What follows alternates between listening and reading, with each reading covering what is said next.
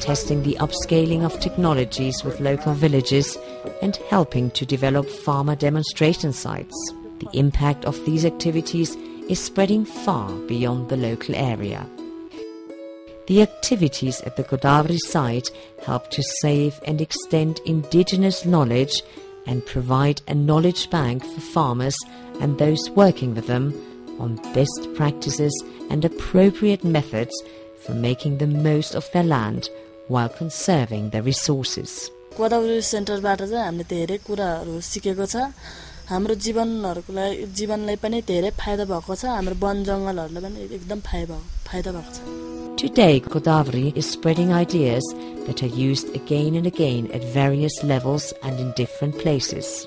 It's helping to build a potential for change and raising awareness of the endless possibilities for people across the greater Himalayan region. Truly, seeing is believing. What better way to spread knowledge than to help people to see and do for themselves?